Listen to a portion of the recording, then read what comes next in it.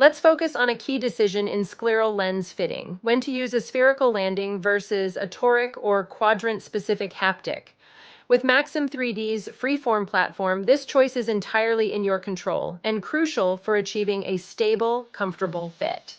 Here is a quick overview. The haptic, or landing zone, is where the lens makes direct contact with the sclera. In Maxim 3D, this zone can be designed as spherical or where there is a uniform landing depth 360 degrees. Next is toric, or where there are two meridians with different depths. We know from the thousands of profilometry scans this is most common. And last, quadrant-specific or freeform. This is where we can uniquely shape 360 degrees per quadrant or add designs like an AccuVault.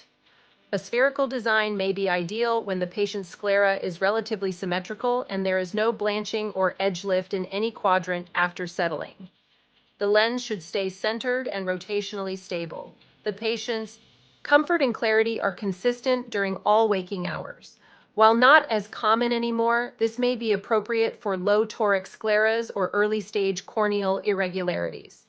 When to use toric or quadrant-specific designs. Here are the red flags that indicate the sclera is asymmetric. The lens rotates or shifts, often inferior temporally. Edge lifts superior and inferior with blanching at 3 and 9 o'clock.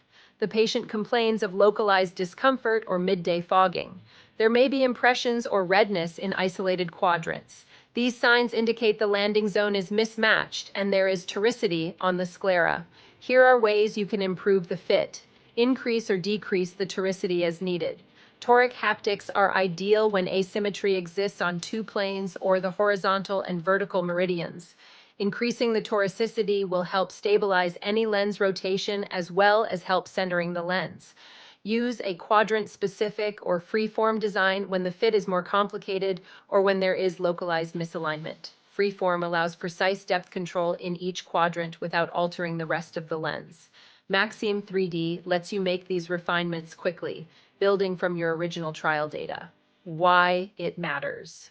Scleral asymmetry is more common than you think and one of the frequent design changes that our consultant team makes. Even subtle changes in toricity can affect lens behavior, leading to poor centration, suction, or fogging. With Maxim 3D, you can shape the landing zone to match the sclera precisely without disrupting the optics or proper vault. If the center looks good, but the lens shifts or irritates, look to the haptics. The flexibility in Maxim 3D gives you full control over how the lens lands, aligns, and holds steady.